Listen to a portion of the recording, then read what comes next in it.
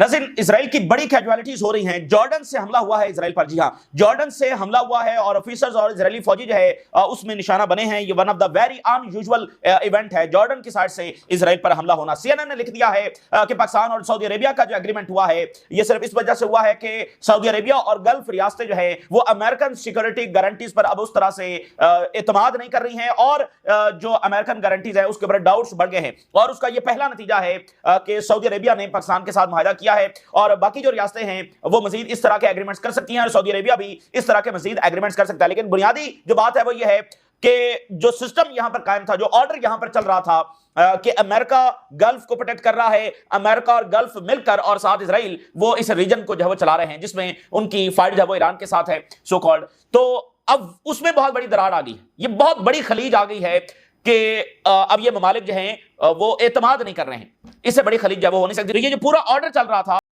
उस पूरे ऑर्डर में प्रोफाउंड लेवल की तब्दीली आ गई है कि अमेरिका के ऊपर अब इन्हिसार और ट्रस्ट जो नहीं किया जा सकता। मुसाद चीफ ने धमकी लगाई है ईरान पर हमला करने की। मुसाद चीफ ने कहा है कि हमारे एजेंट्स तेहरान के अंदर बैठे हुए हैं और ईरान में ओवरऑल बैठे हुए हैं और हम ईरान पर अटैक कर सकते हैं और बहुत सारी हमारे पास ताकत है, ये वो करके उसने नई धमकियां जब लगाई हैं। इंटेलिजेंस चीफ्स का जो बयान होता है वो गैर मामूली होता है क्योंकि इंटेलिजेंस चीफ्स तो रूटीन के अंदर बयान नहीं देते हैं। मुसाद चीफ ने ईरान को जब धमकी लगाई है। बहुत सारी दीगर डेवलपमेंट्स भी हो रही हैं, लेकिन सबसे पहले चाइना के जो डिफेंस मिनिस्टर हैं उनके कुछ बड़े इंपॉर्टेंट बयान हैं, वो तीन मैं आपके सामने रखता हूं। मौजूदा सूरत हाल के हवाले से चाइना के डिफेंस मिनिस्टर ने कहा कि दुनिया एक बार फिर वो क्रॉस रोड के ऊपर खड़ी हुई है in the face of war और पीस, डायलॉग और कन्फ्रंटेशन।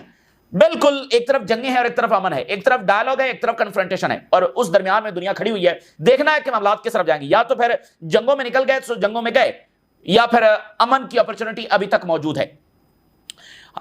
एक एक जो उनका स्टेटमेंट है बड़ा इंपॉर्टेंट है। उन्होंने कहा कि हमारी आर्मी तैयार है दुनिया की आर्मी के साथ कोऑपरेट करने के लिए टू मेंटेन ग्लोबल पीस।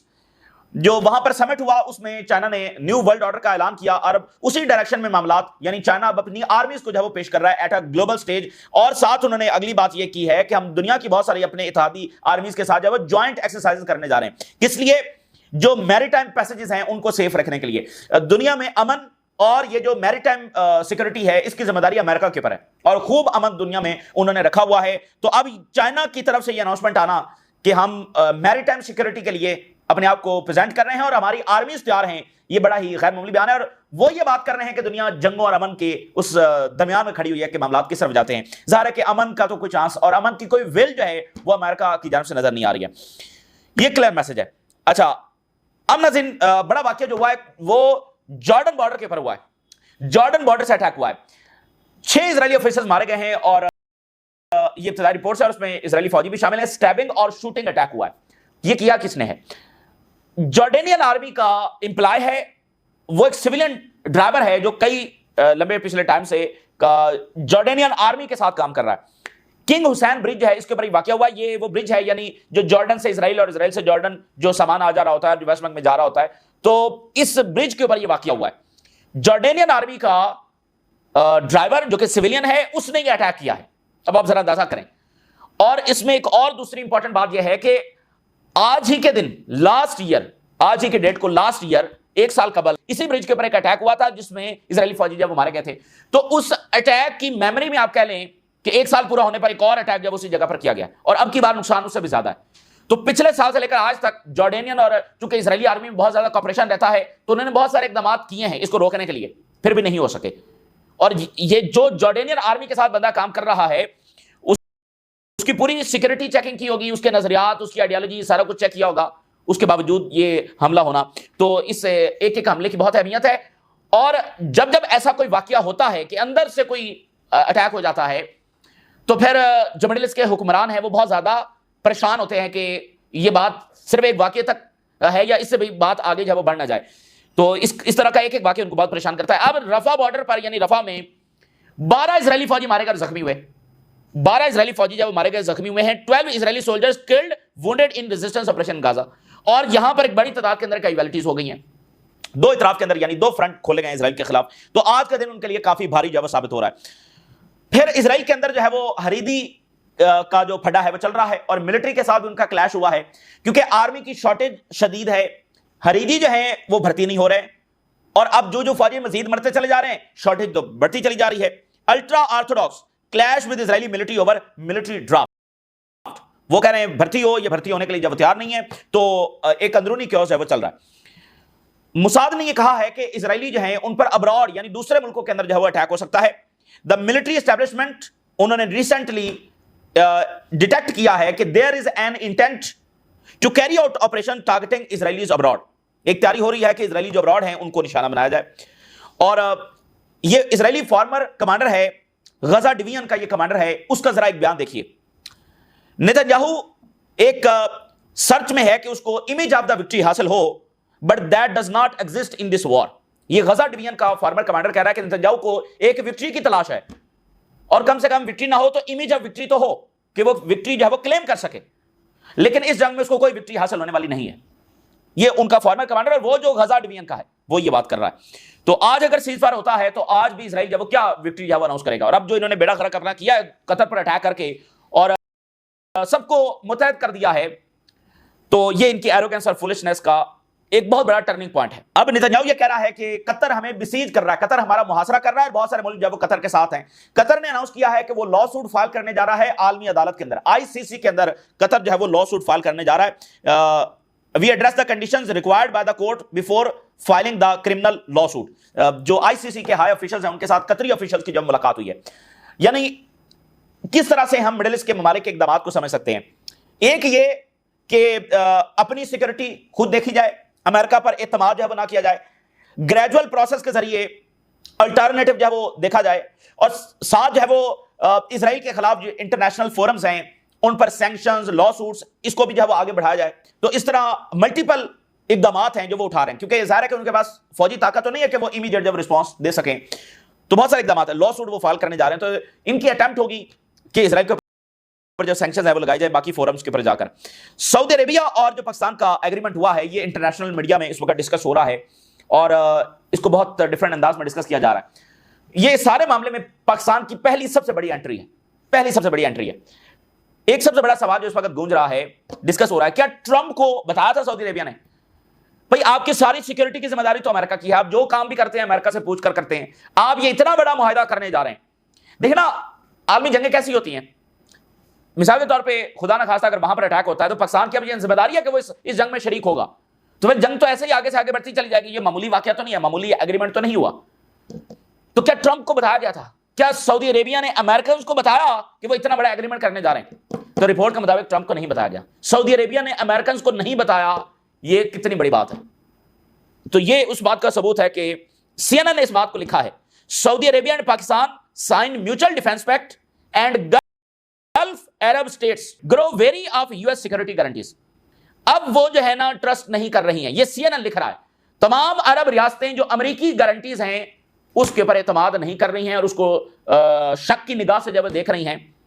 और इसका पहला नतीजा यह है कि सऊदी अरेबिया ने पाकिस्तान के साथ मुआहदा कर लिया है। जो अरब स्टेट्स हैं वो इंक्रीजिंगली वेरी हैं about the reliability of the United states. क्या अमेरिका एक काबिल एतमाद रिलायबल पार्टनर है? इस पर सवाल खड़े हो गए हैं। As their long standing security guarantor के एक कई दहाइयों से वही सिक्योरिटी गारंटर है, लेकिन अब जब सवाल उठ गए हैं कि क्या ये जो है वो रिलायबल है। और सऊदी ऑफिशियल्स ने कहा सीएनएन को कि this is not a response to specific countries और स्पेसिफिक इवेंट्स, बट एक इंस्टीट्यूशनलाइज और लॉन्ग स्टैंडिंग डीप कोऑपरेशन हो रहा है हमारे दो कंट्रीज के दरमियान। पाकिस्तान के हवाले से बात करते हुए उन्होंने ये कहा। तो बॉटम लाइन ये है कि मिडिल ईस्ट के हवाले से इस सेंचुरी का सबसे बड़ा चेंज है वो देखा जा रहा है, और हर दिन आपको कुछ बड़े वाकयात देखने को मिल सकते हैं। सऊदी अरेबिया जो है इसने चाइनीज मिसाइल्स भी खरीदे हुए हैं, जो DF सीरीज है जिसका भी उन्होंने मुजाहरा किया परेड में, वो सऊदी अरेबिया ने खरीदे हुए हैं, और ये यहां पर सिर्फ सऊदी अरेबिया के पास है। तो सऊदी अरेबिया की बात ध्यान में रखें कि वो कतर नहीं है। सऊदी अरेबिया जो है वो भरपूर तरीके से खुद भी रिस्पॉन्ड करने की सलाहियत रखता है।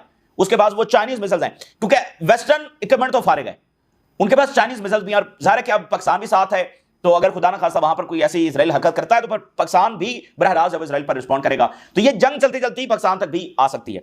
तो ये इसकी एक बात हो गई। और इसमें इंपॉर्टेंट बात यह है कि अगर कतरीज उस दिन अपने ड्यूटीज पर बैठे होते और अमेरिका के साथ ये अंडरस्टैंडिंग लेवल ना होता और इतना ट्रस्ट ना होता और कतरीज भी बैठे होते, तो भी इजराइल इस तरह आसानी से हमला करके जा नहीं सकता था।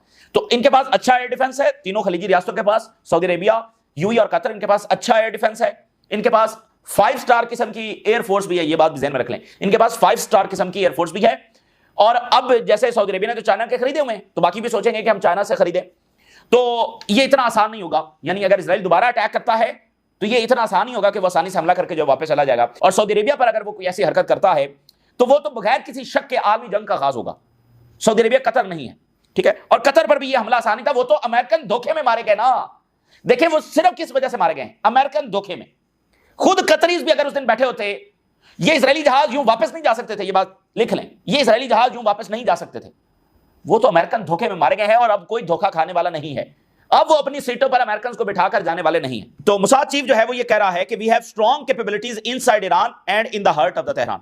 हमारे पास बड़ी स्ट्रॉन्ग ताकत है in the heart of Tehran, मतलब असैसिनेशंस और ये हमला, ये सारा हम दोबारा कर सकते हैं।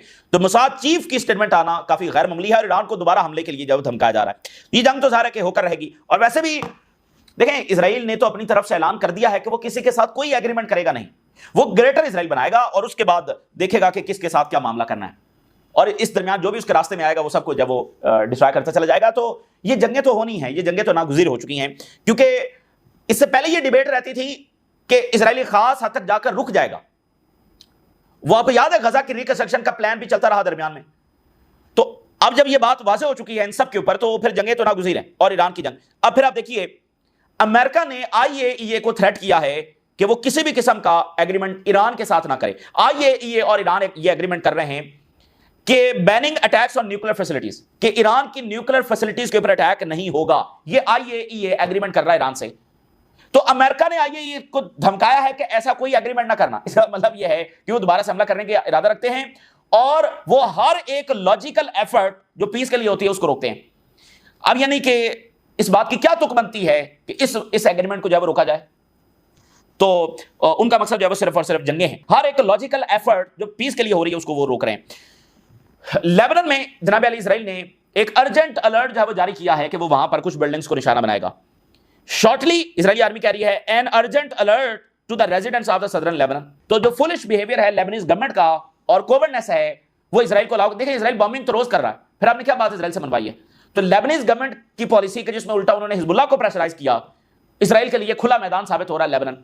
जो कुछ लेबनान के साथ हो रहा है और उसके बाद सीरिया के साथ हो रहा है ना, इसकी भी कोई मिसाल नहीं मिलती है कि वहां की गवर्नमेंट अपने ही लोगों के खिलाफ है, अपनी ही उस एंटिटी के खिलाफ है जो इजराइल से लड़ने की सलाहियत रखती है, जिसने इजराइल से अभी तक प्रोटेक्शन की है। तो इजराइल रोजाना वहां पर बॉम्बिंग कर रहा है और इतनी बदमाशी के साथ कर रहा है। वो पहले कहता है यहां से फौरी निकल जाओ और कहीं भी किसी भी वक्त जब वो निशाना बना सकता है। और जो लेबनीज आर्मी है वो भी उसमें उसके सोल्जर्स भी मारे गए हैं। मिस्र के जो फॉरेन मिनिस्टर हैं उनका स्टीव विटकॉफ के साथ जब रब्ता हुआ है, जिसमें गजा सेक्टर डिस्कस हुआ है, ईरानियन न्यूक्लियर फाइल डिस्कस हुआ है और एफर्ट्स टू रिड्यूस एस्केलेशन। तो स्टीव विटकॉफ तो गायब है, वो मिडिल ईस्ट का इन्वॉय है लेकिन गायब है। और क्या उसकी बात के ऊपर ट्रस्ट किया जाए? हमास ने इस बंदे की बात के ऊपर उसको छोड़ा था, कैदी को छोड़ा था और वो बात अभी तक पूरी नहीं की गई। तो ट्रस्ट जब वो बिल्कुल शेक हो गया। वैसे भी मिडिल ईस्ट की एक तारीख है बिट्रेयल की, और तो इसलिए अमेरिका बड़ी गलत डायरेक्शन के अंदर जब वो मामलात को ले गया। इराक के अंदर जो PMF है, पॉपुलर मोबिलाइजेशन फोर्स, इसके ऊपर एक हेडलाइन देखिए, the militia label how western media delegitimise Iraq PMF। अब आर्मी तो सब मुल्कों की है, 57 कंट्रीज में सबकी आर्मीज है, लेकिन ये जो रेजिस्टेंस है ना, हमास, हिजबुल्लाह, अंसारुल्लाह, अब PMF जो है वो इराक की मिलिट्री है, उसका एक विंग है, और जो IRGC है, यानी